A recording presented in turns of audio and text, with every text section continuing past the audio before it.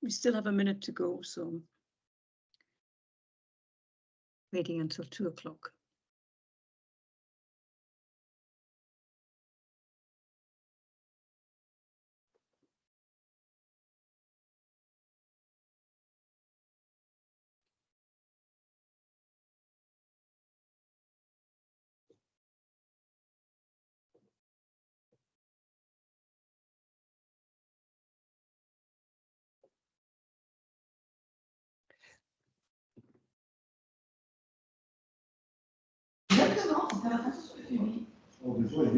You've started.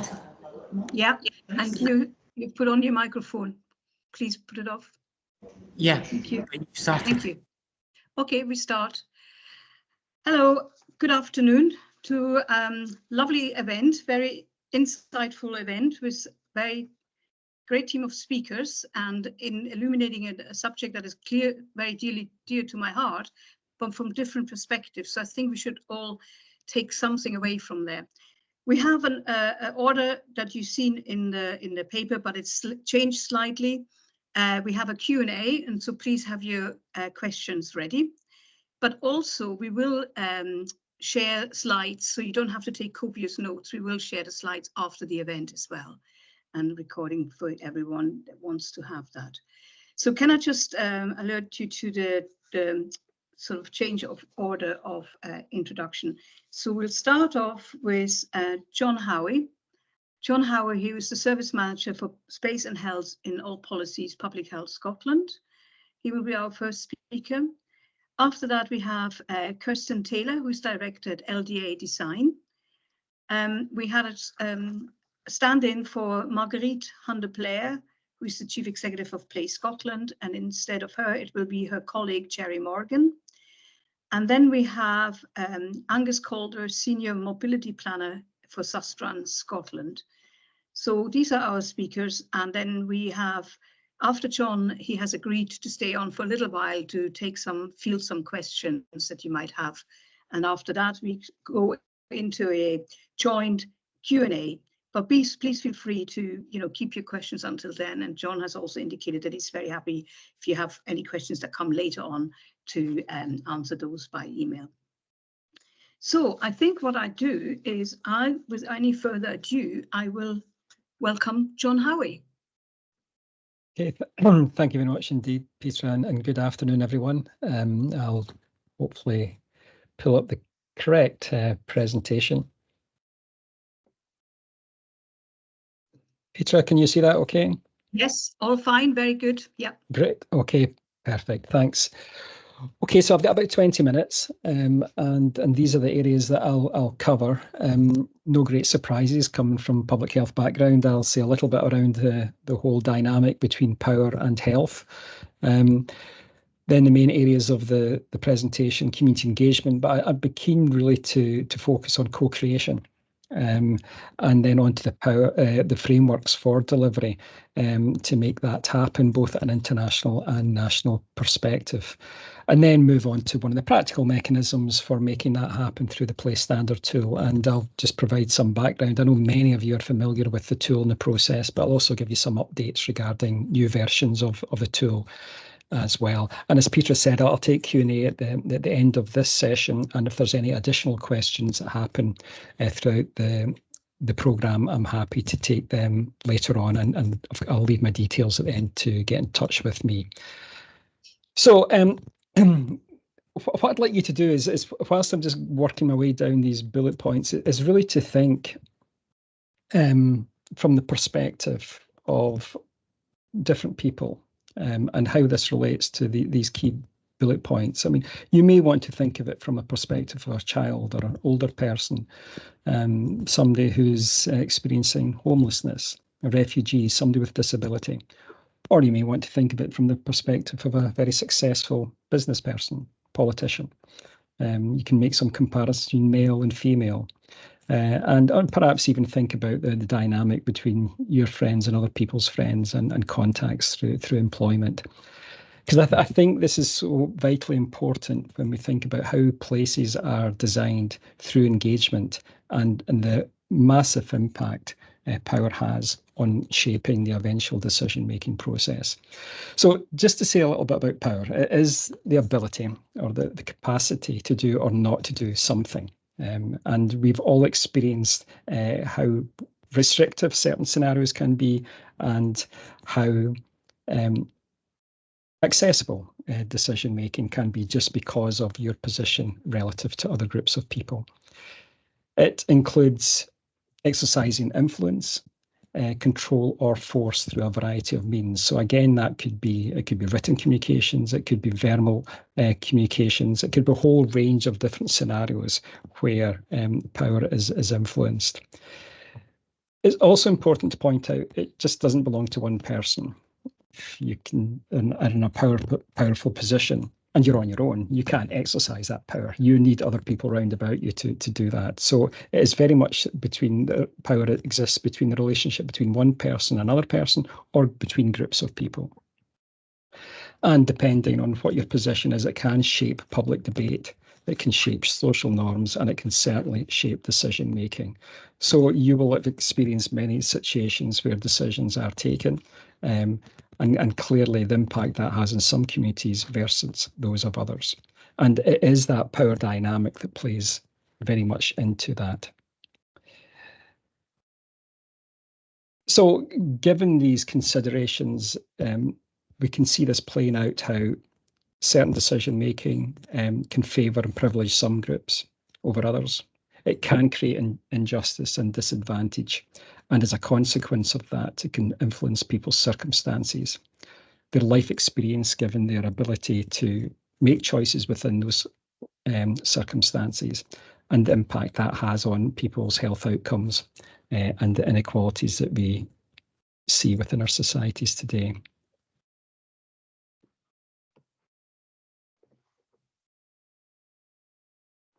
Moving on to co-creation, there are many examples of how we define co-creation, but I thought this one was a particularly nice one in terms of pulling all the key components of that together. And the reason for explaining this will become clear as the presentation unfolds. So it refers to a collaborative approach of creative problem solving. And it is stressing very much that this creativity is something that's generated through working with a diverse range of stakeholders. And for that creativity to happen at all project stages, it's not just in making a plan, it's not just about creating evidence or designing solutions, it's taking you right through those different stages of development.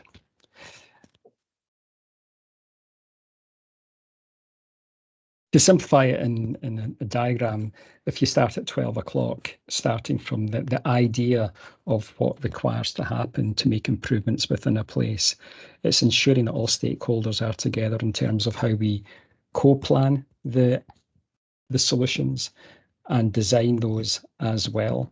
And when it comes to delivery, ensuring that all stakeholders are still involved in that process. And clearly, when we'll look at the review, what is the impact of the interventions that have been delivered? What are the pluses? What are the minuses? And that takes us back to the top again in terms of looking at how we can improve things further.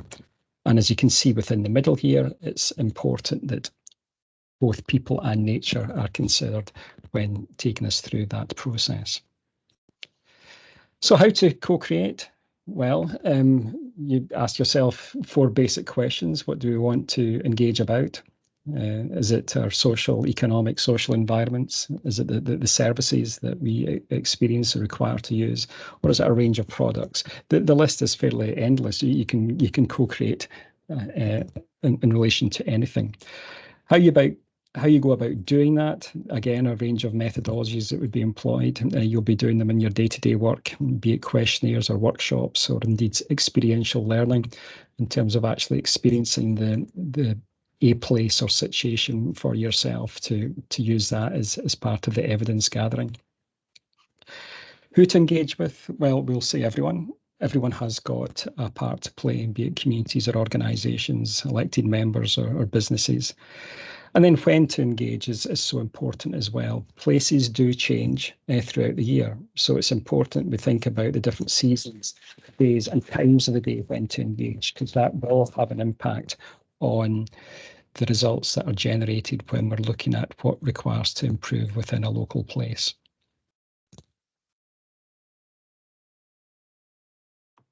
In terms of frameworks for delivery, I think it's vital that you hook any piece of work when you're engaging with communities, when you're co-creating solutions, that you have something to hook onto. We do spend an awful lot of time trying to create a compelling case for why we should do this. And I think perhaps now, given resources are so tight, we really want to make sure that what we invest in is based on need.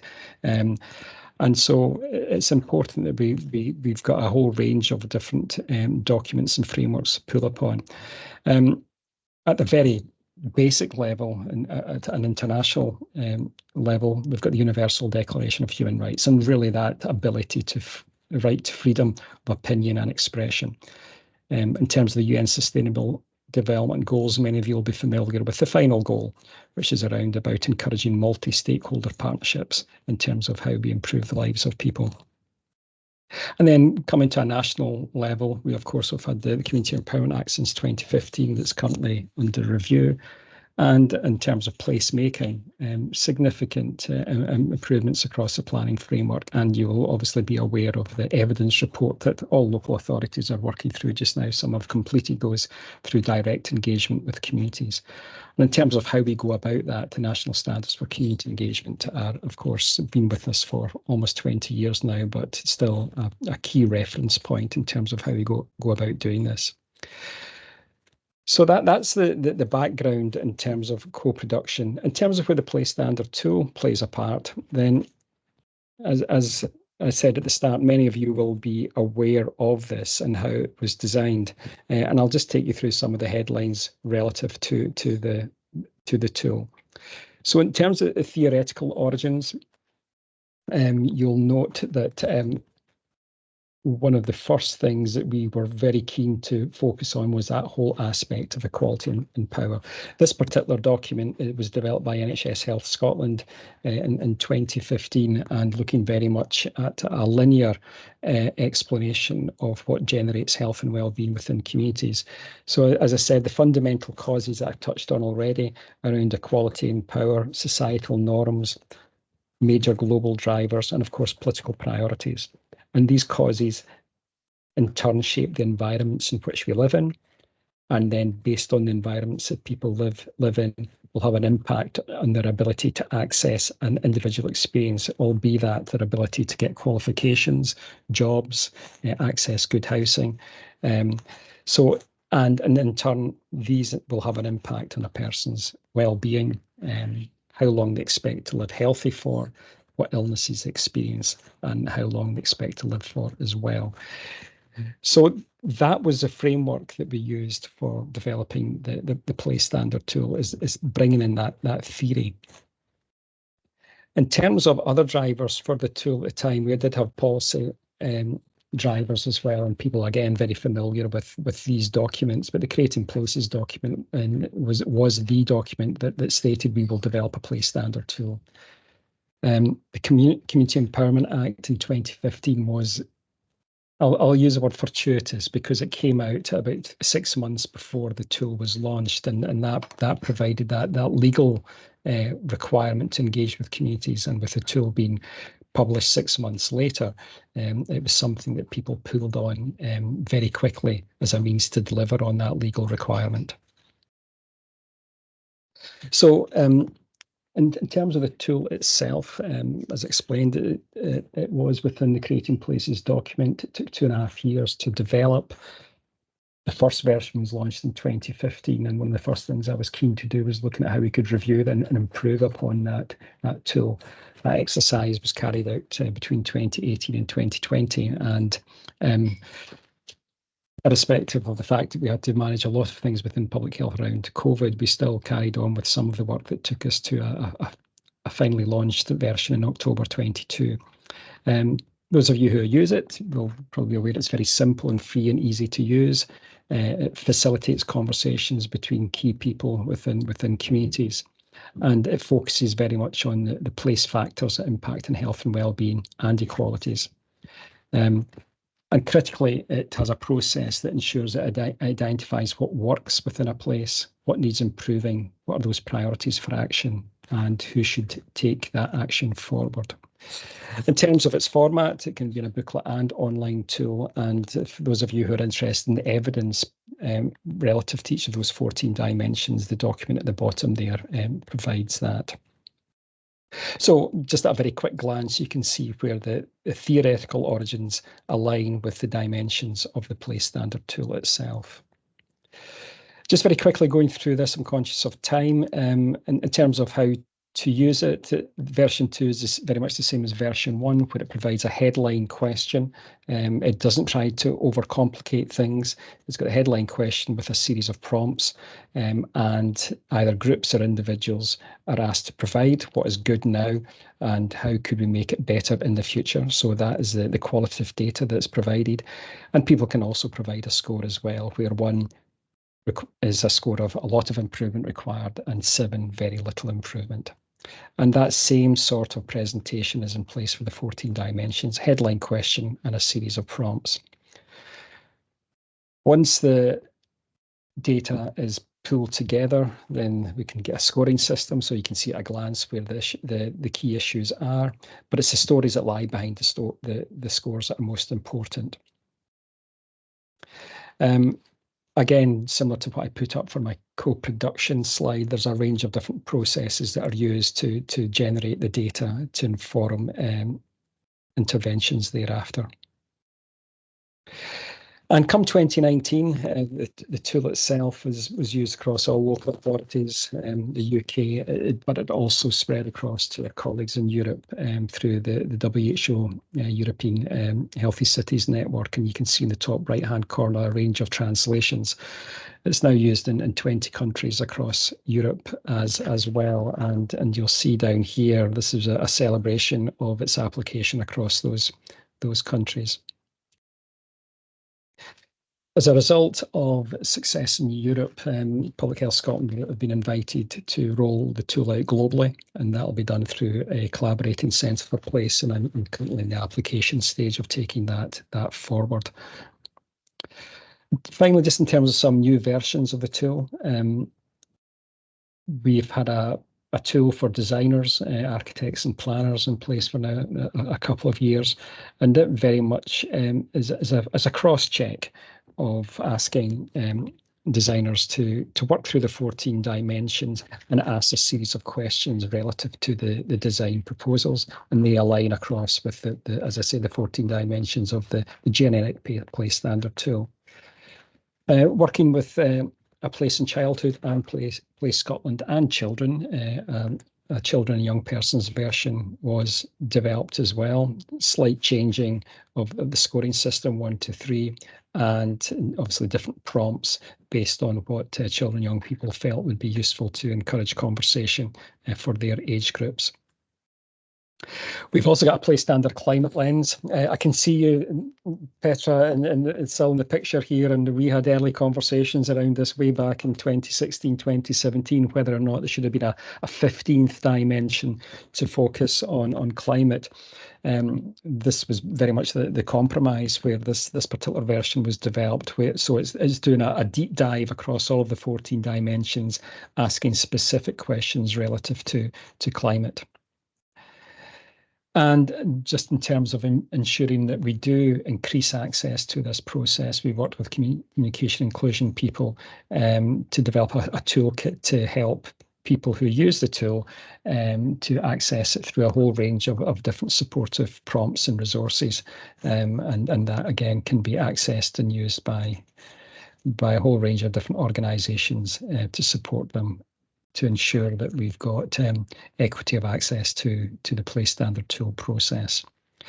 And finally, we've got a new development underway where we're looking at a place standard tool community safety lens, working with the Scottish Community Safety Network and also Healthy Ireland, who are keen to pilot that exercise. We've also got interest from Newcastle as well, and of course, the community safety partnerships across Scotland. We'll identify probably 2 or 3 partnerships to test this approach. This document probably won't be available until spring 2025. I hope that's been helpful. I always feel it's a bit rushed going through this because there is a 2-day version of this presentation and workshop, but all the information you need is on the ourplace.scot website. And as I said at the beginning, if you've got any individual questions, please feel free to get in touch with me on the email link there. That's me. John. Happy to take questions. Thanks. Yeah, John, thank you very much. We do have a Q&A program for later on, but John unfortunately has to leave. So he has made a bit of time to stay and for questions to be fielded. I have to say, John, having been involved in the Place Standard 2 for such a long time, it's lovely to see that it's, you know, it's iteration now and how multifaceted it has become. Unbelievable and very, very comprehensive indeed. Lots to go, and now you're taking it internationally as well, which is brilliant news. So any questions, please just raise your hand or just field, because I can't see anybody in there. But if you want to ask a question to John, who is here for a few more minutes, please feel free to do so. Yes? I've got a question from Nina. Okay. Do you want to ask, or do you want to just read it out? Nina? Oh, she can't unmute. Oh, Nina, you're muted, but you can't unmute. Okay, sorry. Can you read it out for if she has a question? There's nothing in the chat yet. Put it in the chat and then we can do it. Anybody who is not muted? Did Andy mute everybody? Now I can. Sorry, now you can. I think I probably needed some. Yeah, I managed to unmute you. Sorry. Thanks. Nina, do speak. Yeah. Okay, so I'm wondering. Sorry, I had some issues joining, and I'm wondering. I'm interested in loneliness and how place might shape our experience of loneliness. Is that part of the tool? Or anything on social connection? Yeah, I mean, there's obviously quite a lot of evidence in terms of the relationship between loneliness and health and well-being, and clearly how it impacts in certain populations and age groups. Clearly, with shifting demography, larger aging population as well, then we're going to experience this at a far greater scale looking forward. There is a part within the Place Standard tool around social connectedness.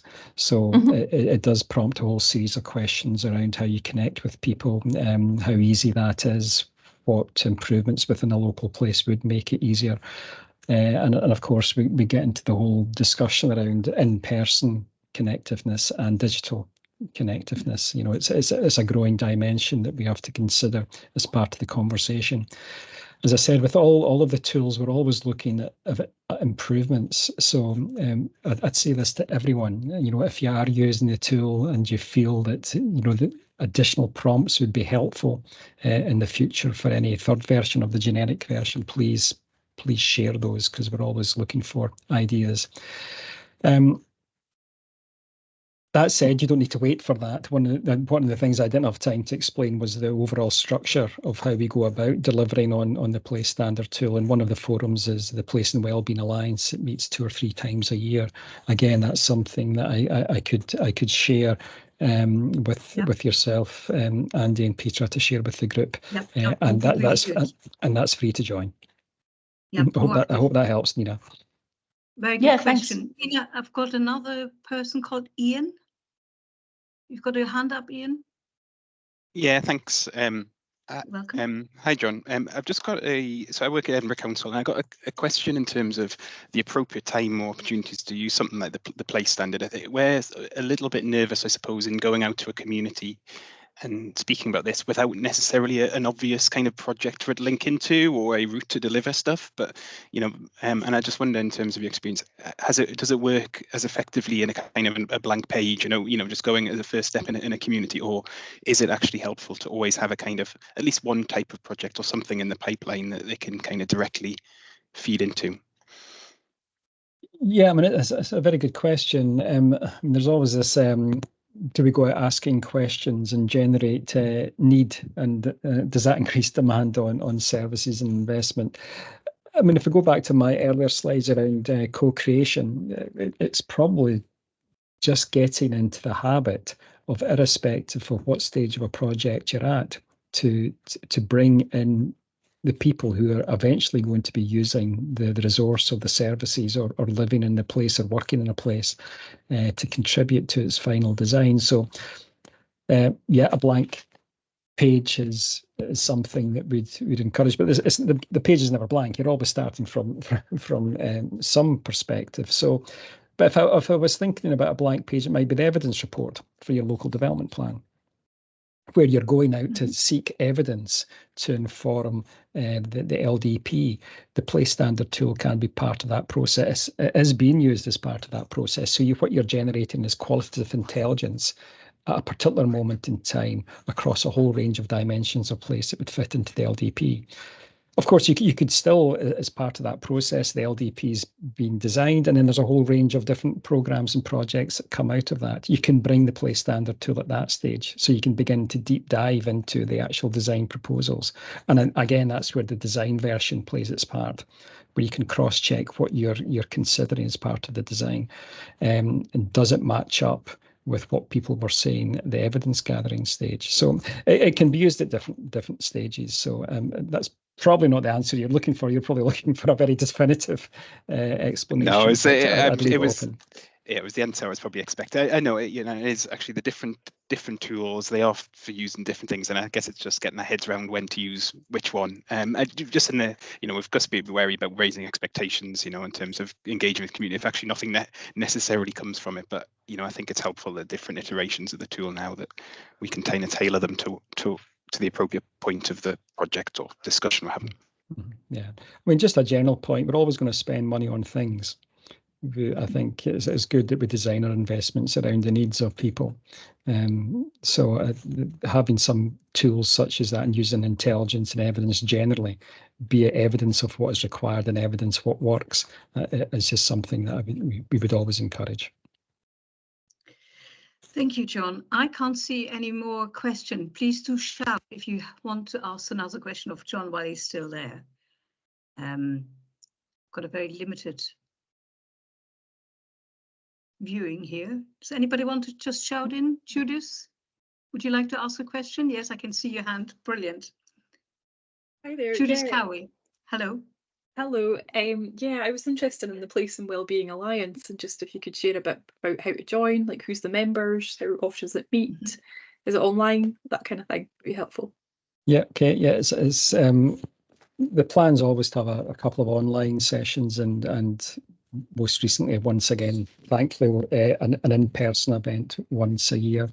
To join, it's just really given that I shared you my email address, just email myself. I'll pass it on to one of my team members who coordinates the alliance. The sessions are usually 10:30 to 3 o'clock, usually in the central belt, for the in-person meetings. And it's a whole range of different speakers relative to place. And there's probably about 100 people who are in the alliance just now, and across all local authorities, and a range of public sector and voluntary sector, and plus private sector organisations too. Just for those who turned out a bit later, John has agreed to share his email address. So we will, after this meeting, we will share with all the participants. So you have direct access to John. Sorry, John. There you are. Yeah, I'll just type it in the chat just now, because it's not the most complicated of ones. Thank you very much. That's good. Sorry, Judith, was that okay for your question? Happy with the answers? Yes, thank you. Okay, you're welcome. Anybody else? Here's John Howie's address. Oh, it's very simple. Any other question for John before he has to go? I don't think so. You stunned them all, but no, I think there's a lot to do. There's a lot to do. It's a wonderful, I mean, as you know, I've been working with you for quite some time on this, and it's great to see its iteration, and especially of climate change. Yeah, that's right. I mean, I'll let. I mean, clearly the audience are warming up, so I'm getting off easy with just 3 or 4 questions. So, but thank you very much indeed for the invite. Thanks for giving me time to give an update. Who has questions, you got the details on site. And John, thank you so much for your contribution. Much appreciated indeed. Okay, thanks, Petra. Goodbye, everyone. You're welcome. Bye. Bye. So we're turning to our next speaker, who is Kirsten Taylor, who is Director of LDA Design. Kirsten, welcome to this meeting. I'm looking forward to your contribution. Kirsten will be talking about free, accessible, healthy and recreational spaces within the wellbeing economy. Over to you, Kirsten. Great, thanks, Petra. Thanks for joining, everyone. I'll just share screen.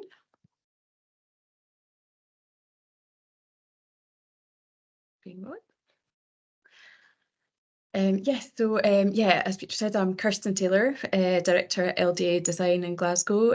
We are landscape architects, urban designers, planners. We're working on a range of different placemaking projects.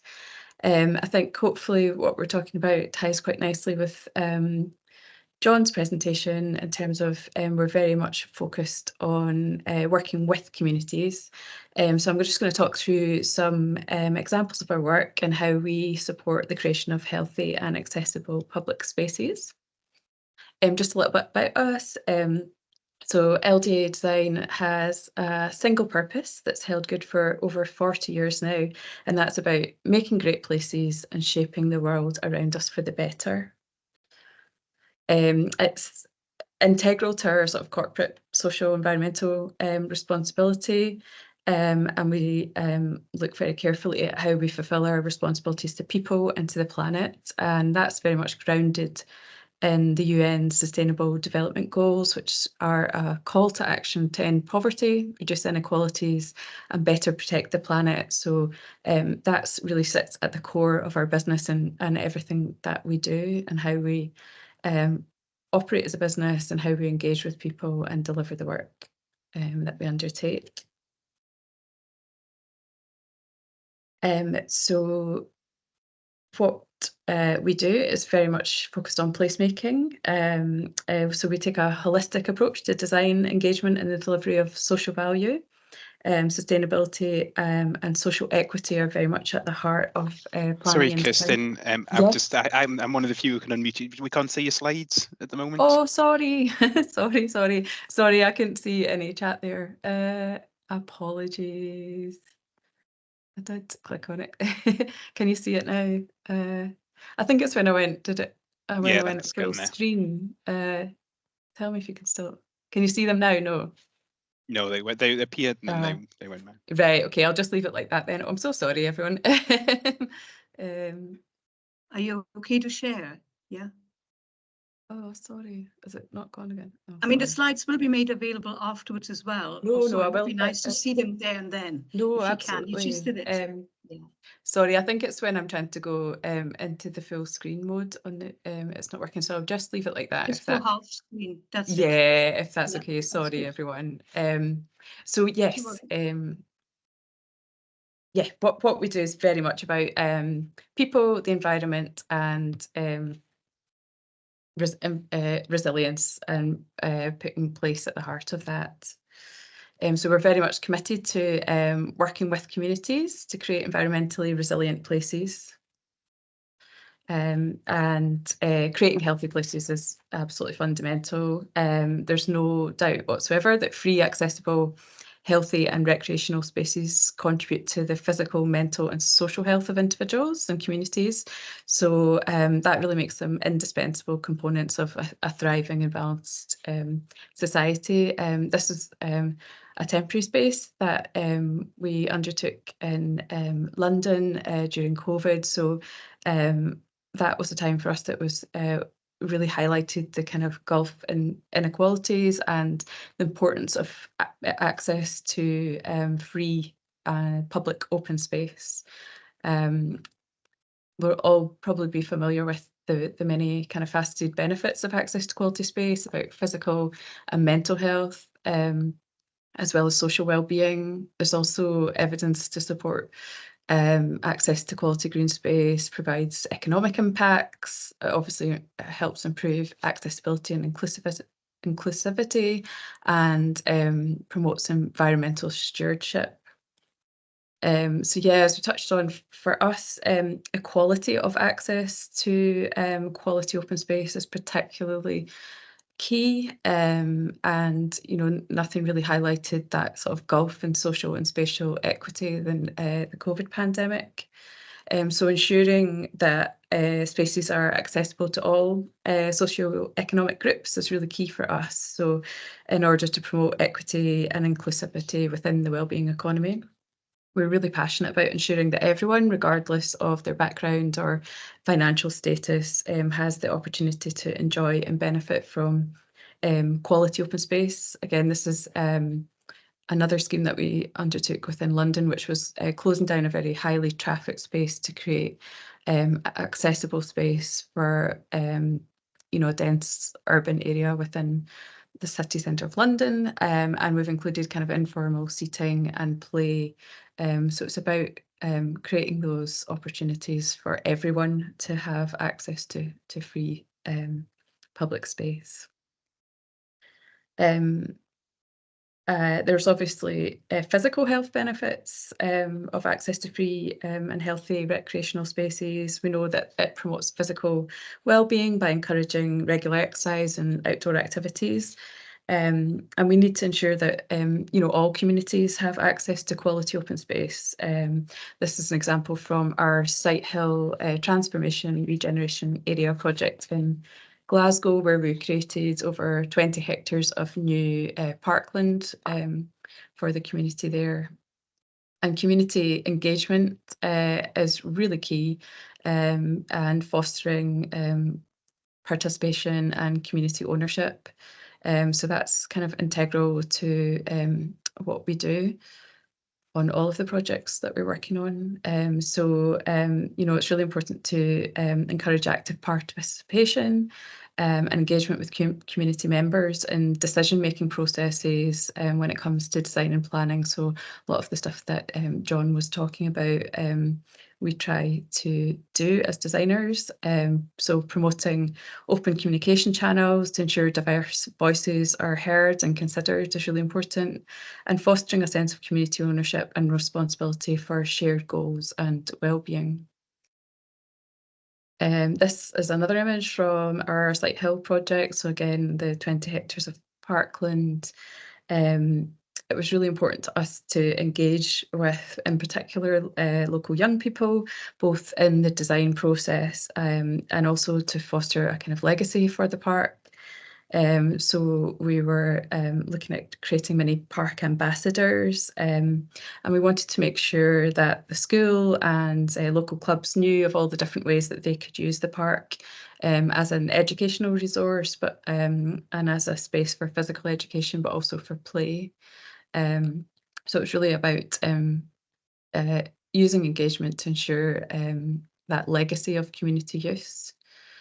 And promoting healthy lifestyle choices is also really important to promoting better health outcomes. So for us, it's about making routes the most accessible and attractive options for people. These are some images from an engagement project we undertook with young people in Blackpool, and it was really about trying to get them to think what would make healthy and safe walking routes, which was one of the key issues identified in the engagement process with the local community. So the children created mind maps of their local area and sort of described their dream homes and dream streets. And one of the outcomes from the engagement was a community action plan, which led to a legacy of community health walks and trail maps. If one of the outcomes is that legacy of community use, if it's about encouraging walking, then that has multiple benefits in terms of social cohesion, inclusion, and creating additional opportunities to benefit local health and well-being. I think I'd used this example in a previous presentation, which is the new Sighthill Bridge that connects the Sighthill community to the city centre. And I think this is another really great example of a design that encourages and rewards healthy choices and active mobility.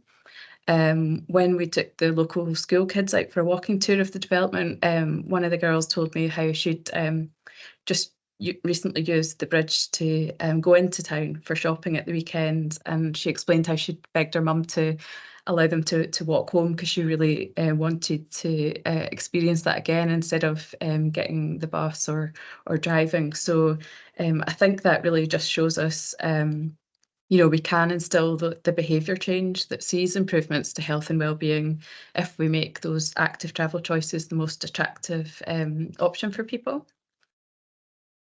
And we also know that nature has been proven to profoundly have positive effects on mental health, so reducing anxiety, depression, overall stress levels. And again, ensuring that equal access to green and open spaces contributes to a more healthy and resilient population. These are some images of our Union Terrace Gardens project in Aberdeen. Again, community engagement and participatory design was really key to the development of the proposals. And since it's completed, it's been really great to see people utilising the space, enjoying that access to nature within the city, often just sitting and relaxing, having some contemplative time, or maybe reading a book within the lush planting. So fostering that connection between communities and their natural surroundings is really important in terms of environmental stewardship. And we're always looking for opportunities, for example, in Union Terrace Gardens, where the future maintenance of the gardens, can act as a green college, so providing training opportunities for local people and potentially routes to future employment as well. And child-friendly spaces is really important to us, and we know there's a wealth of knowledge about the benefits of play for children's health and well-being and life outcomes, as well as economic benefits to society resulting from active and healthy children. And so, access for young people to public gathering is enshrined in the UN Convention of the Rights of the Child, and we've been working a lot with Aberdeen City Council, who've really championed this, and they share our thinking about the importance of supporting young people's right to independent mobility, providing them with opportunities to access and contact with nature, play and move around independently in safe, healthy and unpolluted spaces. So for our Aberdeen City Centre Master Plan project, we undertook a range of activities with people aged 5 to 18, and that was really to ensure the vision encompassed the views of children and young people as well as others. And it included the facilitation of child-led journeys through the city with a range of local schools. We let the children lead urban explorations to review key spaces, and they made observations about how they felt and what they observed in the spaces. They also gave each space a name, so that was really important to sort of instilling their sense of ownership and influence on shaping the future of their city. And all their thoughts and ideas have been recorded and have come into play in the actual proposals. But of course, it's also important that the spaces we design that play can just be seen as an end to itself rather than for other things. We're very keen to see that all of the spaces outside of the home, routes and destinations, are seen as critical parts of play infrastructure, and it applies to all ages as well. So encouraging playfulness, engaging people with outdoors and healthier lifestyles, not just children and young people, but people of all ages. And of course, we need to be mindful of barriers to inclusion, and we know that inadequate public spaces and green areas negatively affect health and well-being and impede active mobility. So we're very conscious of the need to support vulnerable groups and their ability to enjoy public and green space and exercise spaces with the same freedom as others. So we do a lot of work to understand lived experience. This is our Aberdeen project. We worked with local equity groups, and they influenced all aspects of the design, from the height of seating, the surfaces, materials, you know, how the seating has backrests, etc. So they really were, it really was an integral part of the design. We've also been particularly interested in Glasgow's adoption of feminist planning policy, and we recognise that good design for women and children is good design for all. And something that often comes through consultation for us is that spaces can often feel territorialised by men and boys, and we need to consider how we address this and become more inclusive of women, girls, and vulnerable and minority groups. Just some examples, you know, we find often that particularly teenage girls are looking for social spaces as opposed to like your typical multi-use games areas that can often be put in as recreation provision. So at Sighthill, we created a different range of kind of informal seating as well as more informal space for active recreation. So where we've got kind of kickabout spaces, we've got these kind of playful seating elements where groups of children, and particularly young girls, tend to want that more social space that's within the more formal areas of recreation. So we're very conscious of providing that. And we're particularly keen to move the conversation on around women and girls in terms of it just being about kind of improving lighting and safety. So for us, it's more than just about fixing space for women and girls. It's about creating places where they can thrive. So as designers, we're really keen to think about how we achieve that. And you know, the baseline really needs to be about creating spaces where women and girls feel safe, removing financial barriers for women, so they can afford to come, addressing safety, so they can get home safe and they feel safe. Really want to be creating spaces where everyone can thrive. So yeah, for us it goes beyond just good design and planning. Provision of free, accessible, healthy and recreational spaces are integral components of the wellbeing economy. They really contribute to the health of individuals. It's about fostering social connections, supporting local economies, promoting environmental sustainability. So for us, prioritising and investing in such spaces and promoting spatial equity is really critical to building resilient, but most importantly, kind of flourishing communities. Thanks. Thank you very much, Kirsten. That was quite a huge elaboration. I was thinking, I mean, lots of facets in there. I was reminded just at the end, one of my heroes is Patrick Geddes, Scottish botanist, but also town planner. And his phrase that I love is, "By leaves we live." You know, we cannot be without nature. So it was lovely to hear your discourse here. Are you happy to stay on for the Q&A later on? Yeah, absolutely. Yeah. Oh, that's lovely. That's really nice. So if you don't mind, you can either put your questions into the chat or hang on. We've got 2 more speakers to listen to, and then we have a Q&A, if that's okay with everybody. Thank you so much, Kirsty. Really good. Thanks. So our next speaker was Marguerite Hunter-Clare, but unfortunately she had to pull out last minute. But her colleague, Cherry Morgan, who I haven't seen yet, she's meant to do her contribution. Cherry, are you here? Cherry, are you? Yes, I can see the hand up.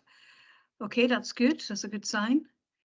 Do you have Marguerite's, or do you have the slides to share? I'm not sure if you're maybe unmuted. Do you have to unmute yourself?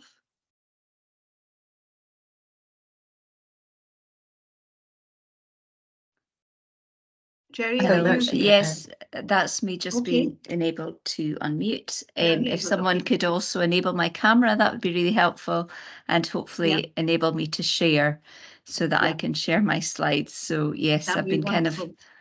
That would be great if that could happen, please. You're a last minute stand-in. There's always these little problems, don't worry.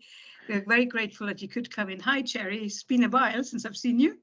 it has been a while indeed. I'm not enabled to share, so perhaps if you could enable I'll that check would an be email. great. I'll just send a text to Andy so you can do that. He did know I was coming in this way, so Yes, I know, yeah.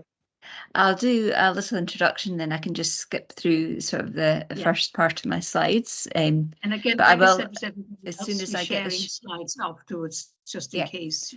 As soon as I get the share icon, I will share the slides. But I am Sherry Morgan. I'm Director of Projects at Play Scotland, and as Petra says there, I stand in today for Marguerite Hunter-Blair, who is our Chief Executive.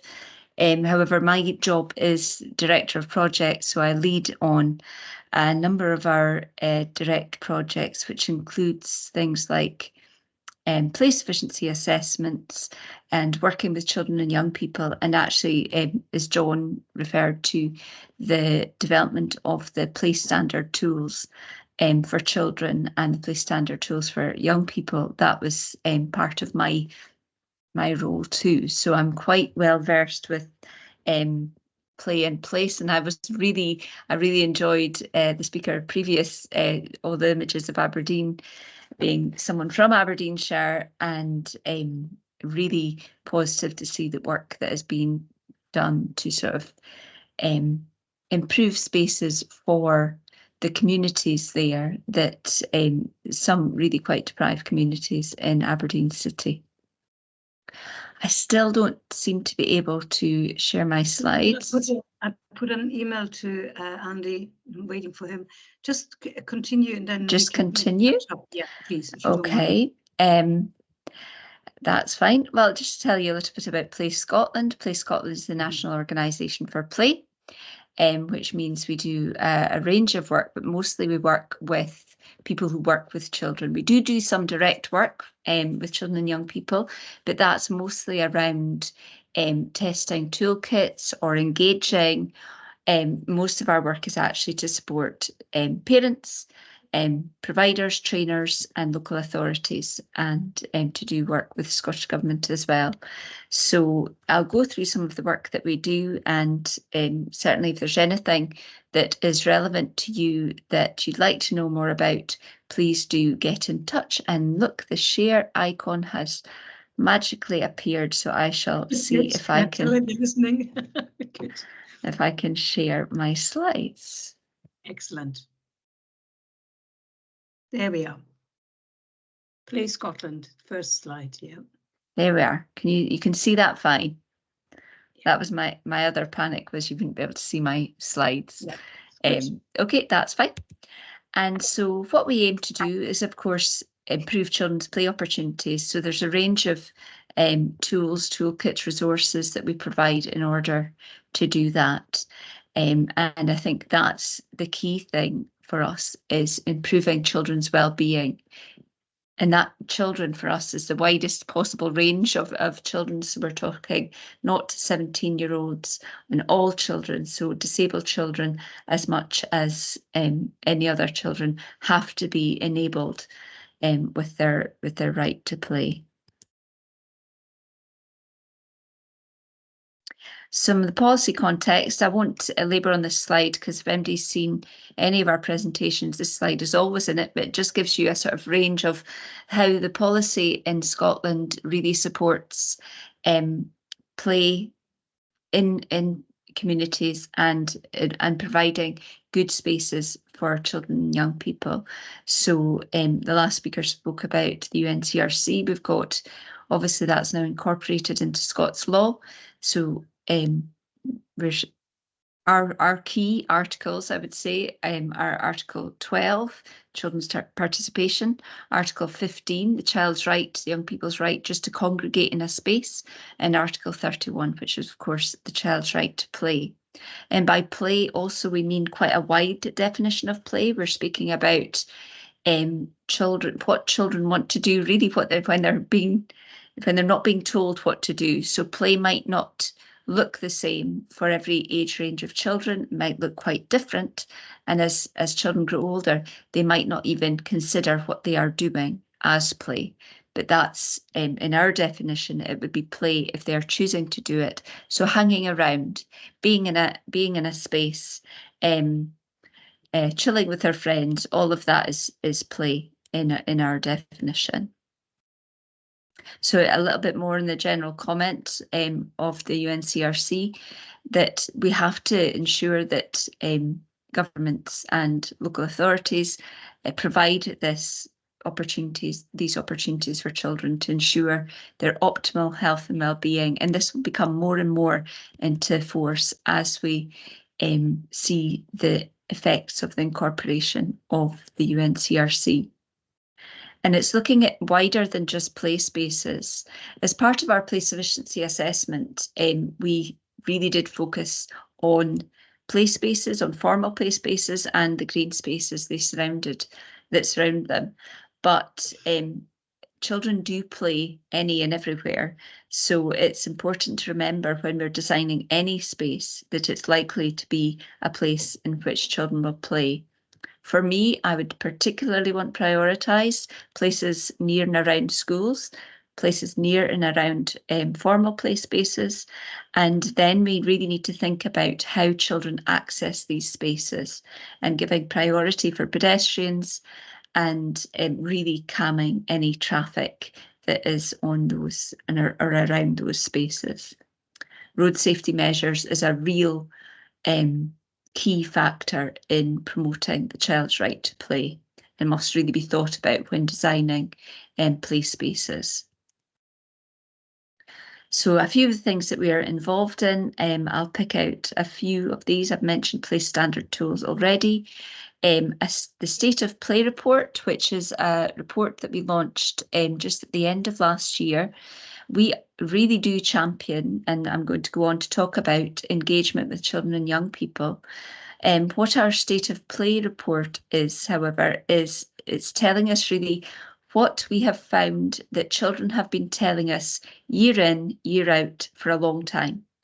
And what I would be very keen to see is that when we engage with children and young people, we engage with them in a way that is meaningful and actually provides us with specific information we need, not general information that actually we should just know. You know, we know that children want to play in a place that's close to their home. We know that they want clean, safe, not broken equipment. You know, we shouldn't need to ask children these things. Children want to play with their disabled friends. They want their disabled friends to have access to play spaces in an equal and inclusive way. So those questions, we should really take the answers as read and actually move on to engaging with children, maybe about more specific things about their place and about specific issues that they have within their communities. Right to the end. Sorry, just skipping back. So play sufficiency assessments, I'll speak a little bit about that. It's now a statutory duty for each local authority to write a play sufficiency report, and we have worked with a few local authorities to either write their report or to advise on their report. And there's lots of different things that these reports need to include. Key to that is engagement with children and young people. So speaking to children and young people about how they feel, how sufficient they feel their play opportunities are. But other more formal things need to be included in the report. So mapping of the play spaces, statements around the quality of the play spaces, the quantity of the play spaces, and the accessibility of the formal and informal play spaces. And this report will need to be published, and it will actually inform the local development plan in a locality. So John did, I think it was John that touched on it just briefly, just the difference between the phrases accessible, or the words accessible and inclusive. And we're quite keen that these definitions are clear and clearly used. We have done a great deal of engagement with disabled children and their families who say how frustrating it is when these words are used interchangeably, because they mean really quite different things. And when we went on to assess play spaces, we used these as defined here, as the definitions are here. Accessibility is about being able to get into a place. It's about I can get in there, and it maybe means I can move around there a bit. That's pretty basic level. So the gate allows me to get through it. It's not too much of a barrier. If there is a fence, the gate is wide enough so I can get through. The paths mean that I can move around in it, and there's a path up to the gate. So that's all quite straightforward. That's about accessibility. I can get there.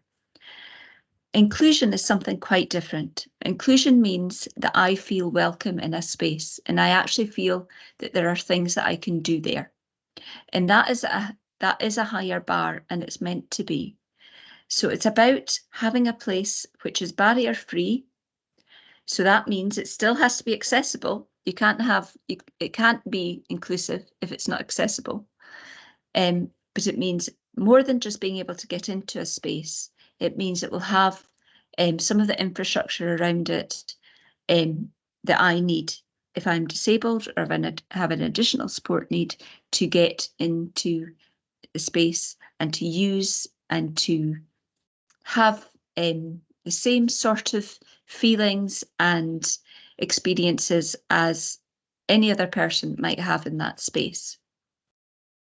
A fully inclusive play space will have a lot of supporting infrastructure around it, and that could mean things like changing places toilets very close by, accessible parking spaces. So a fully inclusive play space we wouldn't expect to be in every street corner or community, but we would expect there to be some of them. We would expect them to be in every local authority, perhaps. We would expect children to be able to travel not too far to get to one.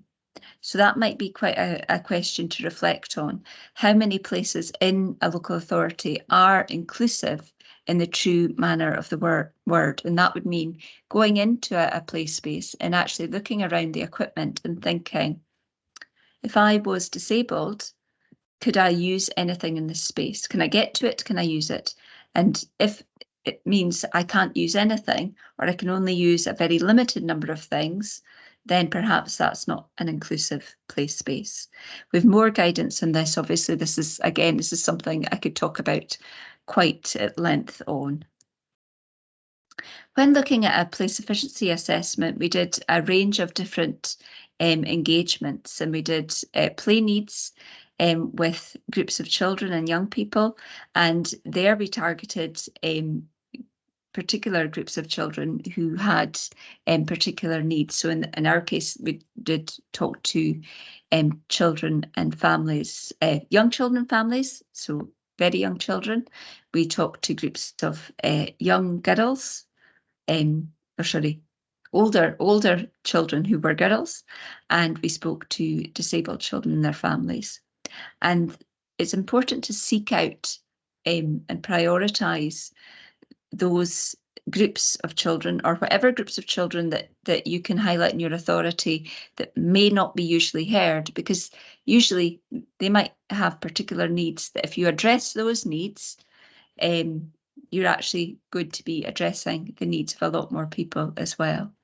So in the same way as addressing spaces for women and girls makes them more accessible and inclusive for everybody, thinking about that in terms of younger children and families is the same. And I've always thought, just because something is accessible for people with an additional support need, it doesn't make it inaccessible for other people. So sometimes I don't understand why we have inaccessible places, because everybody should be able to at least access play spaces. We also did a play space assessment. Now, that was quite a piece of work in terms of looking at actually all of the pieces of equipment in formal play spaces. But it is important, if you want to get a really true idea of how inclusive your play spaces are. Some authorities might want to do it in particular parks, and they might want to just focus on particular parks. They sometimes term them destination parks, so that they know that they at least have some spaces that they can look to as an inclusive play space. But what we would say is, if you know what's in all your play spaces, then as you do improvements, you can think about the spread of your play spaces, because it would seem fair that you should have a spread of different things in all your play spaces and actually let people know what you have so that they can have choice. Because just because a play space suits me when my child is small, the same play space might not suit me when my child is sort of between the ages of 8 and 13. And so information to parents is key, and a range of opportunities is key. We also assess play spaces around what you could do in them, and thinking about, can I climb? Is there risk? Is there challenge? And thinking a little bit about the play value that is offered by some of the play spaces. And that can be in a mugga. What can you do in a mugga? You can do lots of different activities. And they were some of our most inclusive spaces, really, because you could get into them, you could move around them. They were usually on a hard standing. But if there was only a little bit more could have been done to improve inclusivity, for example, just having if it's a mugga with a basketball, why not have 2 levels of basketball rings, so that somebody that is maybe smaller or somebody that is seated can actually use it. It's quite, just let's think a little more about these things. We have some resources that look about what an inclusive play space looks like, and it's thinking from the beginning to the end of a play space. And it is quite difficult when you've already got your play spaces set. How do you retrofit your play spaces? But if you were designing a new space, particularly in NPF4, it actually says all new and all improvements and new play spaces have to be inclusive, which by our definition of inclusive is quite a high bar. So but certainly we need to be thinking about accessibility and inclusion when we improve and make new spaces. So thinking about the base, how do we get started? And thank you here to the photos that I have sourced from lots of exchanges with people over the internet, and frustrations from people about not being able to access play spaces for children. So we see here access, movement, and being able to get in and out of a place. I was never a champion actually of hard surfaces, but actually for getting about, they are easy to get about. And so it's not about having that kind of base in every place every play space that you have, but it is about having a mix of opportunity and having some spaces like that space shown, Team Hamish Park in Nairn is really accessible to children in wheelchairs, for example. Signage is great to allow people to know what's in your park, what they can expect, what they might want to do, and that's really, and actually I think I've got an example later on of signage that is more accessible as well. And what can we do once we're in our play space? Well, that's key. Look around, what's your opportunity? And this is about formal play spaces, but it also might mean, what can we do in some of your less formal play spaces? So are there pathways around your green space that will allow opportunities for scooting and wheeling, as well as just the general opportunities for ball play? Is there that incidental seating that groups of young people can settle at and just sort of hang out in? Can we choose and really choose not to choose inaccessible pieces of equipment if perfectly accessible pieces of equipment are available? And for this, I would have an example being an accessible wheelchair roundabout or roundabout there that is flush. I can't see any downsides to this roundabout that it has any less play value than an inaccessible roundabout. So I really can't see why we have inaccessible play roundabouts. And some of the families we've spoken to, they would say a minimum would be in a play space, would be an accessible roundabout and a swing there that has got a supported back. But we can also think about other things. It isn't always equipment. It can be about planting, it can be about landscaping, it can be about thinking about sensory pieces of art or planting that children can actually engage with and can become part of the play experience. To add some richness, what can we do? We've got some sort of art there, some sort of public art. That's actually a picture of a sculpture that was designed by children in Dundee in a park in Lochee. And here's where I was speaking about the communications board. It's actually, I think it's in Ormiston, East Lothian. And that allows a non-verbal child to choose what they'd like to do in the park quite easily. Think about how people are going to get there. Is there shelter? Is there lighting? And this was a sort of hot debate that we had with some colleagues that I was with, because obviously lighting is expensive. So I'm not saying light all the parks, I'm just saying some could be lit so that they are accessible to perhaps young women who are out in an evening, because it is dark in Scotland after 3 in the winter. So if we want our parks to be accessible, we maybe need to think about lighting. And thinking about what makes our play space unique, and thinking about also how it might function in different weather. And mounds, great for sliding down, but maybe a muddy pit in really wet weather. But actually, that might be quite fun.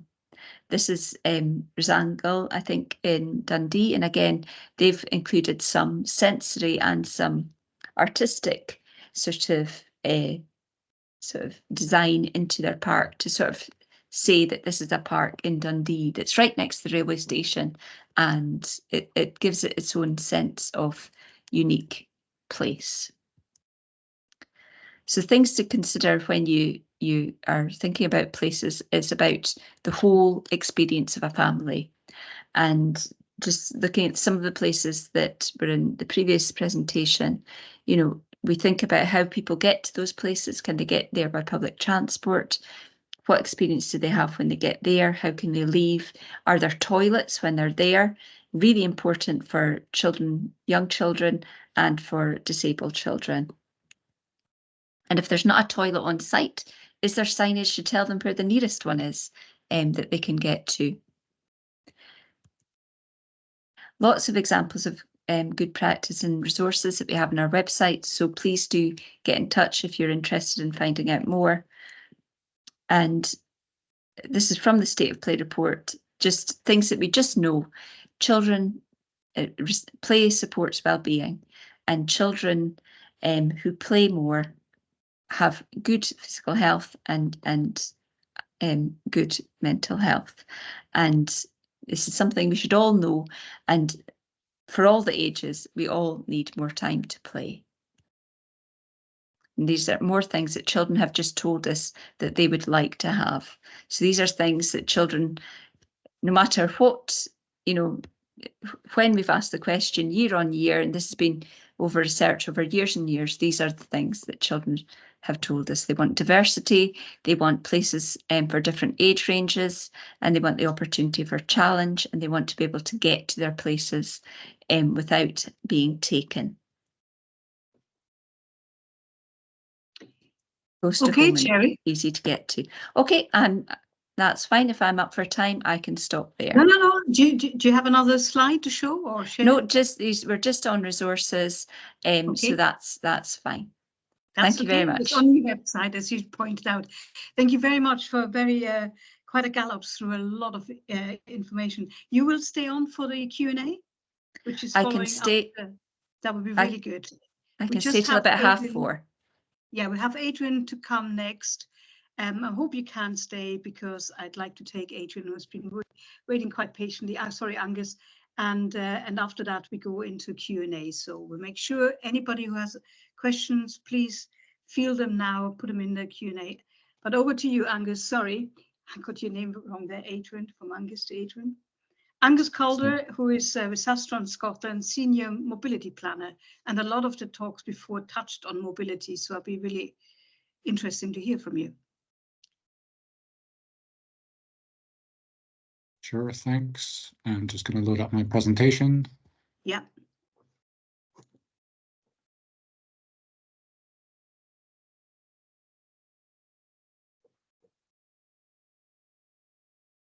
All good? Yeah, Everybody it's see good. that fine? Yeah, we can see that. Perfect. Okay. Roots to health and well-being. Thank you, Angus. Over to you. Okay. Slightly different title from the original, but It doesn't matter. the same talk. You So can before I speak about it. kick off, a little bit about me.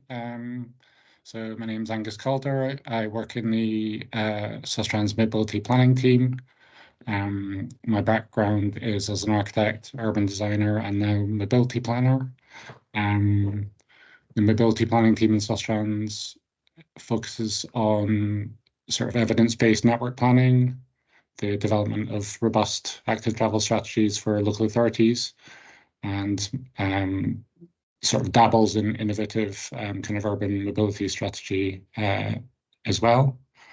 And over the past couple of years, I've worked on a lot of Edinburgh and South East kind of region projects, including the city centre transformation, the COVID-19 Space for People programme, and most recently the Future Streets circulation plan project that's just been adopted by Edinburgh City Council a couple of weeks ago. But today I'm here to talk about the network planning tool and how that helps support the creation of sort of healthy and inclusive networks. So perhaps a very brief look at why network planning is kind of relevant there. I'm sure we're kind of all on board with the idea of trying to foster a modal shift from cars and other sustainable modes to active travel. And really the level of uptake or the level of mode shift is contingent on the actual quality of the cycle networks that we build. And the network quality really depends on the kind of extent and density and crucially the kind of coherence of the cycle networks that we build out. And the key to that really is kind of well thought through network planning, and that's why we've developed the tool. And a bit of background about why the tool was so necessary. This is a photo of something that was on the table in an Edinburgh Council network planning meeting from about 6 years ago now, and really it shows, I guess it's a kind of snapshot into kind of how rudimentary some of that network planning work was without kind of good evidence to support the process, literally based on a lot of local officer knowledge, a lot of kind of intuitive decision making, and quite often with a kind of real focus on kind of routes that are deliverable or perhaps lower risk politically over routes that might have more impact. So that was the kind of context a few years back within which the decision was taken to kind of develop the network planning tool. So yeah, the tool aims to really help fill that information and data gap and provide local authority planners and funders and campaigners and just members of the public, politicians, whoever, much a better, clearer sense of where it makes sense to invest in active travel infrastructure and how projects should be sort of sensibly or robustly prioritized, and also kind of contribute to the kind of wider integrated mobility strategies in urban areas. And I'm not going to go into this too much, but I thought it'd be worth a very quick look at how the tool actually kind of works. And And basically it works primarily with origin destination payer data, whether that's from the census or school surveys. It looks at where those journeys start and finish. It uses a kind of routing algorithm to work out which route those journeys would actually take. It aggregates all of those journeys for all the people in Scotland and kind of asks the question which parts of the road network would carry most journeys, cycle journeys, and therefore where it would be probably most sensible to invest. And finally, it applies a series of kind of growth scenarios to kind of ask the question, if we do this, if the government develops this kind of policy, what could we expect to see in terms of cycling levels in the future? So we've been working on the tool maybe for about a year, slightly over a year, and the kind of phase 1 beta version of the tool is now quietly and discreetly available on the internet. It hasn't been properly fully launched, and it won't be until later on this year. But it's kind of up on the web.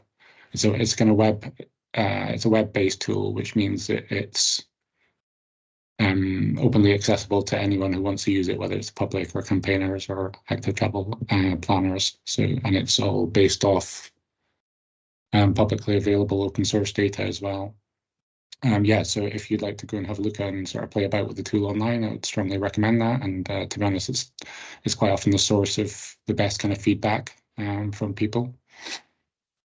Okay, so moving on to how the tool actually helps support create healthy and inclusive networks. I guess the key function of the tool is to make sure that we have a clear sense of where people want to cycle, and therefore the kind of planning of the kind of cycle networks in urban areas that will support the most journeys and support the most modal shift and allow people to move around urban areas in kind of safe and pleasant manner. So that's really the kind of core feature of the tool. And it really, at the moment, it incorporates all journeys to work, all journeys to primary, secondary, and college and we're working on a kind of modeled version of other journeys that aren't for which there isn't any kind of neat national data source, like trips to the shop or trips to the park or so on.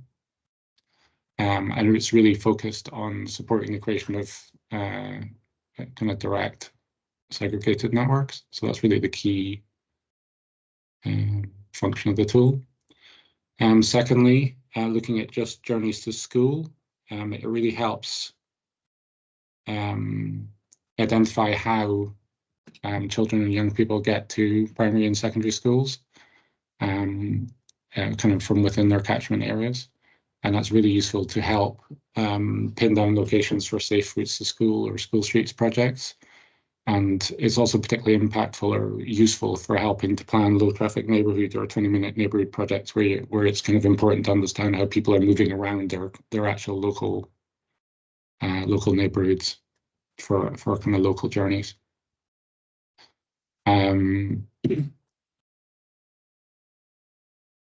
Yes, I'd be really interested to hear people's thoughts and questions on this. But so there's an appraisal methodology for active travel projects called AMAT, the Active Mode Appraisal Toolkit, which I think was developed by the DFT a while back, and seems to be the Transport Scotland's kind of emerging preferred methodology for evaluating active travel projects in the future. And AMAT allows a kind of very rough starter for 10 evaluation of the kind of likely health impacts of investing in a given active travel project. So the idea here is that outputs from the tool, essentially saying how many people will use a project, will be plugged into the AMAT methodology, and therefore we'll be able to have some sense of the likely health benefits of each project. From an active travel point of view, there's definitely a lot of simplifications and shortcomings in the AMAT methodology that are eye-catching. But I'd be really curious to know if people have a kind of sense of how well it captures health impacts, particularly. And I guess moving on to kind of inclusion and equity, one of the things that we're really keen that the tool does is help inform decisions about where to spend active travel investment much more in a way that will help tackle inequality much more directly. Historically, local authorities have had a somewhat sort of scattergun approach to investment. So, for instance, one of the biggest projects in Edinburgh is the George Street project, which is a really great project in terms of the public realm, and it helps kind of transform the city centre, but it's a very expensive project in a place that's also already very wealthy, and it kind of begs the question whether we should be, or how we should be spending the money across the city between different areas. And the tool is going to really, really help with that, because it makes it very clear both where projects sit in terms of deprived communities, but also who's likely to use a given project. And yeah, so a particular piece of functionality we're looking at developing hopefully next financial year is essentially this. It allows you to look at a given corridor or a given project and say, if we build this, who will use this piece of infrastructure? And this is an image based on a very rough evaluation of that, of the Minister George Street project in Edinburgh. I don't know how many people would know that, but essentially shows that most of the users live in the relatively wealthy sort of suburbs of Marchmont and Grange, and most of them either work in the city centre or other relatively affluent areas. So it really helps tease out who the project is for. And the note on the bottom of this page is also something that we're wrestling with at the moment, which is how we make sure that we direct investment to locations where there aren't going to be problems with kind of poor social safety at night, where vulnerable groups are not going to feel comfortable to use a bike path. And again, the approach in the past has always been somewhat scattergun, and we're really keen to kind of build that analysis into the network planning process, so that we over time we generally create safe and inclusive networks. The key barrier there is, at the moment, we see that we lack a national data set of where there's social safety problems or antisocial behaviour problems, and where that affects women and other vulnerable groups' travelling habits. So we've got that data for Edinburgh, for instance, but we don't have that nationally. And if we don't have it nationally, we can't plug it into the tool. So that's something we'd really like to address. But as of right now, as far as we can tell, it's just a straightforward data. The data's not there. So again, very interested to hear if anybody's got any thoughts on that. And maybe finally, just a very quick summary of how the tool is likely to be integrated into the kind of delivery process going forward. Over recent years, the primary delivery vehicle for active travel funding in Scotland has been the Places for Everyone Fund, the Sustrans Places for Everyone Fund. Going forward, it's likely to be Transport Scotland's Active Travel Investment Fund. But both of these funds are really keen to capture criteria in the scoring and evaluation process that looks at kind of health and well-being, whether routes are safe, whether they're inclusive, whether it serves like vulnerable groups, whether it captures the kind of problem around nighttime safety. And the criteria and the processes for the new fund, the Active Travel Investment Fund, are kind of evolving as we speak, but it's our intention and TS's intention that the outputs from the tool directly plug into that process. And as the tool develops, that should help add a lot of robustness to that process of targeting the funding. So yeah, a very quick scamper over the tool, hopefully not too technical. Yeah, that's me. Thank you very much, Adrian, and you really wrapped up the time there. Is it fair to say that anybody who would like more information can contact you on Sustrans? Absolutely, yeah. Very happy to chat, especially if people have useful answers to some of our current predicaments. So yeah, Okay. very keen to That would be talk. really good. So Yeah. engage in the conversation. Are you staying on for the Q&A, which is just Yeah. to follow now? Wonderful. Yeah. And thank you very much. There's lots food for thought, and it seems to be a lot happening right now. Mhm. Anyway, can I ask Jerry and also Kirsty to join me for the Q&A? Hello, Kirsty. Hi. Jerry, if you can stay for a few more minutes, that would be really good. Be appreciated. Are you there?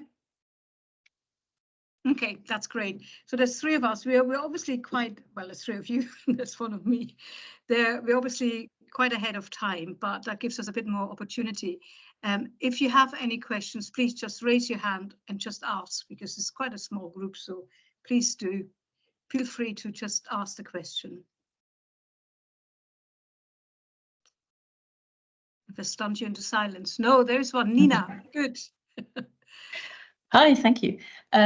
So I'm at the University of Manchester, postdoctoral researcher looking at loneliness, and we're thinking about place-based interventions for loneliness. And within that, we've also sort of discussing to design a city for solitude. Because one of the things that sort of stigmatizes loneliness is as well, if you don't perceive anyone else being comfortable alone. And I was wondering if that was something you considered. Maybe that's a question directed at Kirstine and maybe Sherry. Yeah, I'm happy to chip in.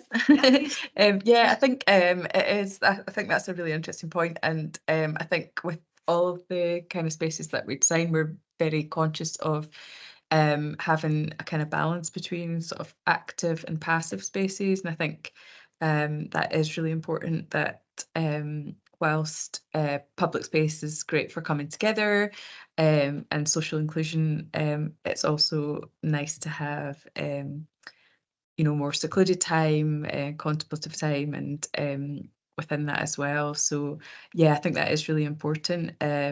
You know, within Union Terrace Gardens, just as an example, we do have a whole range of different types of spaces. There's more deliberately quiet and kind of secluded arboretum type spaces. Again, we're always quite conscious of how we arrange seating, so that there's maybe individual seating and there's different arrangements for groups of seating, because again, how people come together you know, in different ways is really important to think about. And I think you know, just placement of seats can either kind of determine whether people are using space in more of a contemplative way, or where there's more opportunity to kind of socialize and chat. So yeah, I think it's really important to have that range. Cool, Yeah. thank you. I have to say, I think this is a really important question, because like just this morning, there was a survey published about loneliness amongst older people as well. So loneliness spans all the ages, is not just one or the other, and it's the mental well-being as well as the physical well-being. But I hand over to Cherry and to Angus to answer I think the question. similarly, we assess, when we look at play spaces, we assess thinking about is there quiet places.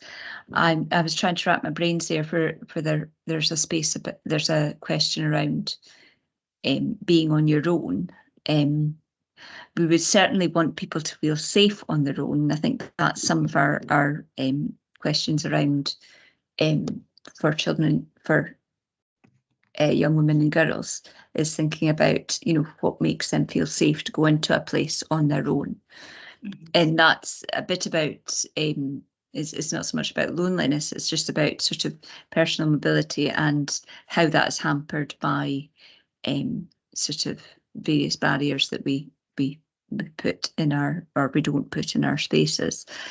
So it is an interesting point, because some of the learning we do about children is that children don't sort of always have to play with each other nice. You know, we say to children, you know, play nicely, play together, but actually it's absolutely perfectly fine for children not to play with other children. They maybe do want to play on their own and in a solitary way, and they'll find a way of doing that. And I think the range usually of questions we would ask of a space would have the opportunity, a child would have the opportunity to be quite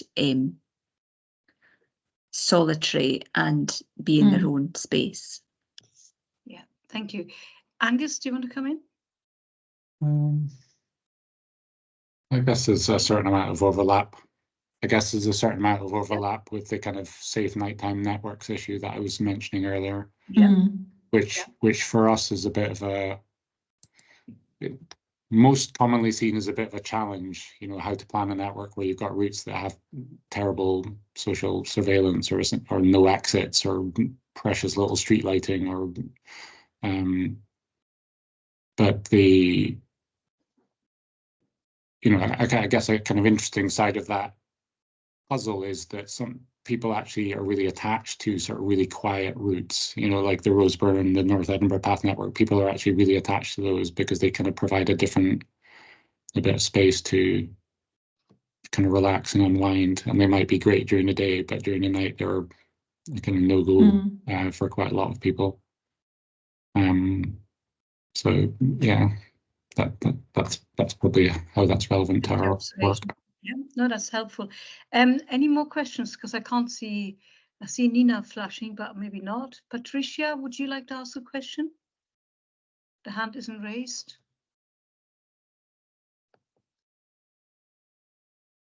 Yeah, Nina, again, please do ask. And also Ian as well.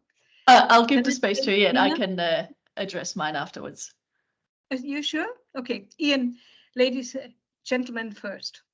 Okay, that's fine. I suppose I'm just interested in, and I suppose generally engaging with young people, and whether you've had experiences where you've actually heard something really surprising. I mean, you get the impression that probably a lot of the time we would kind of hear the same type of thing or the same kind of principles and stuff, but I suppose have you got any examples, anyone, of actually where we've done engagement and it's been really surprising and it's really changed kind of what we were actually looking to deliver, or generally, you know, other kind of principles, the sort of things that kind of, I'll say, universal to some extent in terms of the type of spaces or environments that we're looking to create? This is from Edinburgh City Council. That's on a learning curve. That's an excellent question. Who would like to tackle that first? Kirsten? You're muted. Sorry, you just do unmute.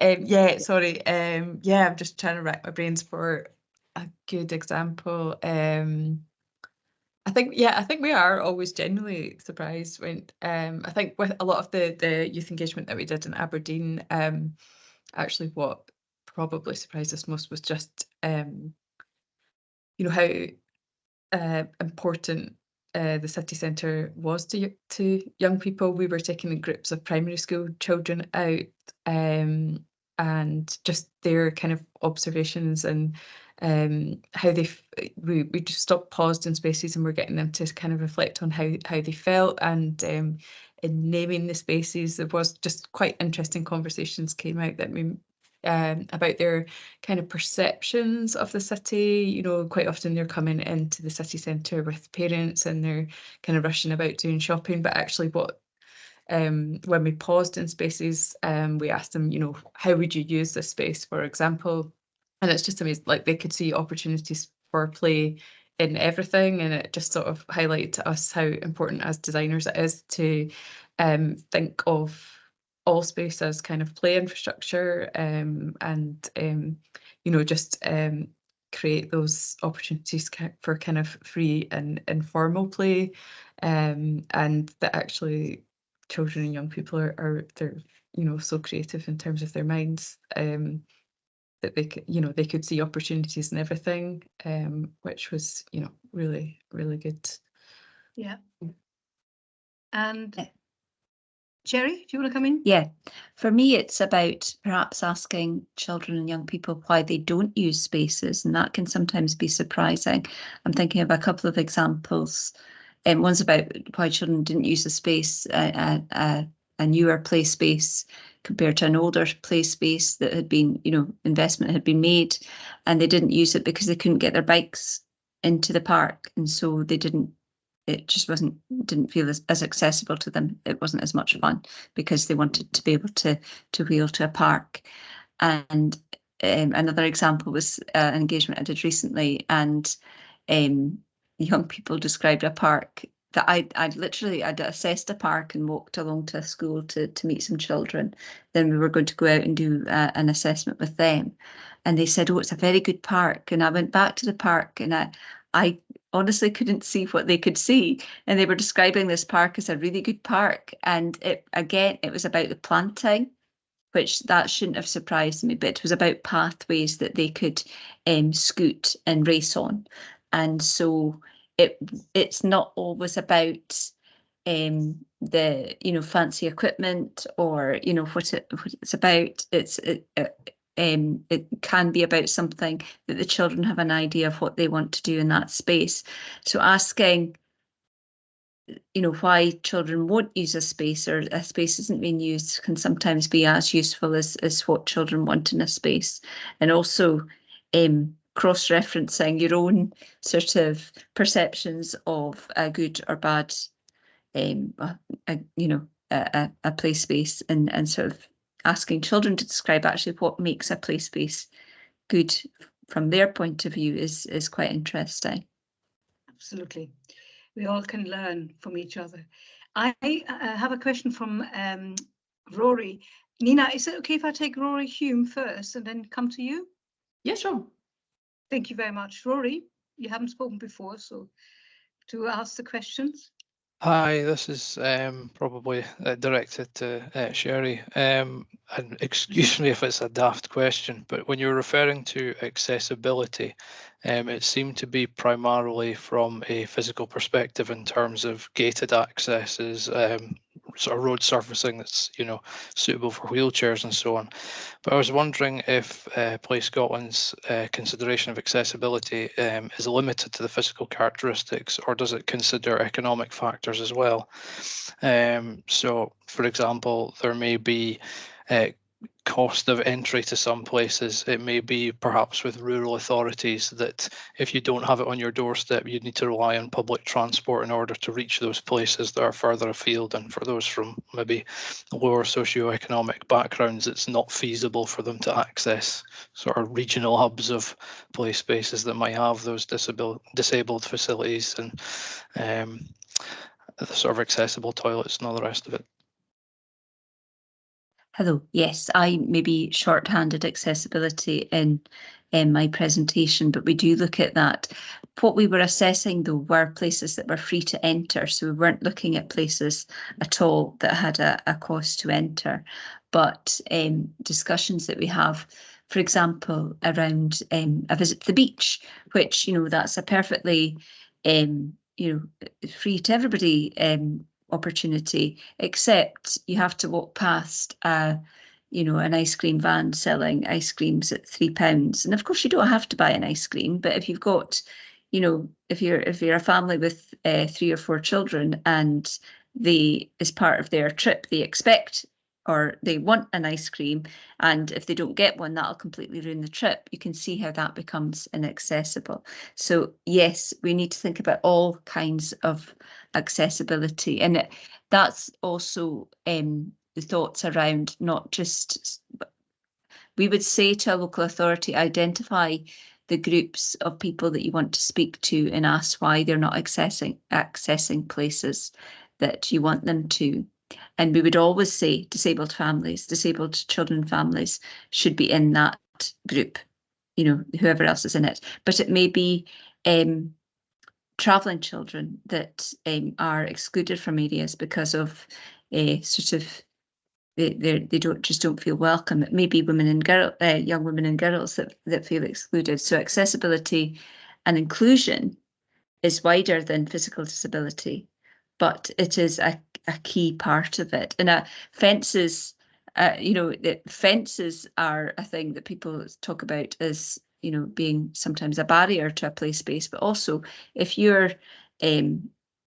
a childminder, for example, and you have children with additional support needs that may run at any point, you might look for a play space that has a firm boundary or a fence so that you can use that play space with a bit more confidence. What we're asking for is not for every place to be the same, is to have a range of places that meet a range of needs, and that then that information is given out to people so people can find a place that meets their needs. I would say free transport for under 22 in Scotland has gone a good way into at least allowing children access into their local communities, but we still have rural communities that are really not well served by public transport. Okay, thank you very much, Jerry. I've got two more questioners. Nina, can I take you next, and then Judith?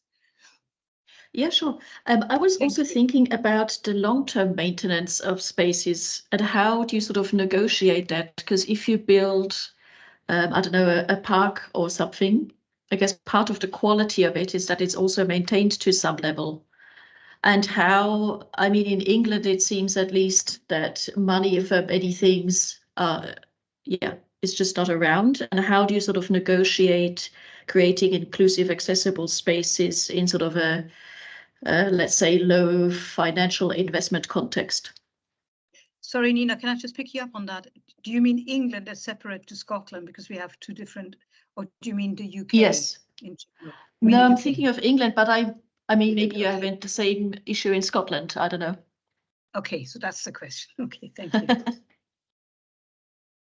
Who wants to answer that? I can chip in to start with. Yeah, I think with our certainly with our Union Terrace and our Site Hill project, we very deliberately built into the contractor's tender a 5-year maintenance project budget. So I think that's really quite fundamental in terms of landscape projects and parks. Because as you say, you don't want them to decline and rapidly. So that's how we've tended to tackle it. Again, and also with the Union Terrace Gardens project in particular, we were looking at revenue generation opportunities from some of the pavilion buildings and how that revenue could then be put back into the long-term maintenance of the gardens as well. So yeah, I think it's absolutely crucial, really. Anyone else? Jerry, Angus? I could just say in Scotland, we have been very fortunate that the government put forward a play park renewal fund, which can be used to renew and to upgrade play park facilities, and not just about equipment. It can be used for landscaping. However, every budget is pushed, and so we would encourage maintenance to be done in a way that is the most cost effective. So places don't have to be mowed within an inch of their life. But people like wild spaces. It's not just about having lots of equipment, which can be costly. It can be about having landscaping, which often is a cheaper and more sustainable solution. But our financial situation is different to England's, but not hugely different. Everybody is strapped for money, and things do need to be maintained. And formal parks, it is usually, once they've been adopted by the council or they were built by the council, it will be the council's responsibility to take care of them. Okay, cool. That's helpful. And Angus, do you want to come in on that? No, I'm good, thank you. You're good, that's fine. Okay, Judith, over to you now. Your question, please. Yeah, I just had a question about digital spaces for children, and just kind of if you feel that there's a sort of real need to push children outdoors, I suppose, just in the different options they've got for being on their phones in the house, and just if you feel like that's a kind of issue that's going to get worse going forward, just with things being more accessible in the house, things that COVID did with stay at home, where parks during COVID were sort of fenced off, saying do not access, as if it was like a crime scene. Basically, it was like police tape type of ideas over the play parks. And when I do see play parks, I often see them empty and not being used. So yeah, I just wondered if you also see the same when you walk out and about as well, not just in your professional life, but in your personal life, if you get worried when you see empty play parks and think about children just staying in all the time. Who would like to answer that first? Just butt in. Yeah, I can jump in. Yeah, I think it definitely is a challenge. I think with our Aberdeen City Centre consultation, it was quite interesting to see that like Wi-Fi was quite a high priority for children and young people. So, you know, having Wi-Fi within in the park and with in the streets within the city centre. But I think we're all guilty of being you know, addicted to our devices and things. So it's in some ways it's not surprising. But yeah, I think the more we can do to create like incidental play as well. So it's about journeys to spaces as well as you know, actual parks and things as well. It just I suppose encourages more kind of playful engagement along routes and spaces as well as like within parks. Up at Sight Hill, it was quite important for us to actually go into the school and engage with the kids and bring them out into the space and show them, you know, what all the different types of planting and just kind of how it's, you know, an educational resource as well as a play space. And we engaged with the after school care providers as well to make sure that they were aware of how they could use the space. So I think you know, for us as designers, it's like whatever we can do to sort of secure the legacy and the use of the space. You know, we want to do at the completion of a project to make sure, you know, through the engagement process as well, that people are feeling that ownership and yeah, kind of ownership of the space. It's really important. Great, thank you. Jerry, Angus? I'm happy to answer that. It'd be a good thing to have a bit more research on this because there isn't any firm research that correlates digital play with sort of lack of active play. Sometimes most of the busy gamers are also the most active. However, it is a worry that sedentary behaviour is more and more the norm for children. You know, children go to school and for a lot of that time they're expected to sit down. And it seems like sometimes for adults, we want children to be active when we want them to be active and we want them to sit down when we want them to sit down. And, you know, we want them to be in their digital devices when it suited us during COVID. And now we don't have COVID, we want them to be off their digital devices. So we need to be quite sort of careful about the messages we send as parents and as adults about, you know, our activity, and actually more active families, children will be more active. And by making spaces for families and communities and making safe spaces, as in places that people can go with their little children on balance bikes and they feel safe from traffic, that will build a more active community. And I think it's those sort of, it's a culture shift we need to sort of move away the thinking that we can't go out in certain weathers. I think it's quite a distinct UK culture that we don't do that. There are lots of societies with just as bad weather as we have, and they go out and about quite a lot. And I don't think they've got any less access to digital. So it's something, it's maybe a combination of things. So we need to think about that and get ourselves active, and so provide a good example. Thank you, Jerry. Angus, did you hear? Was there?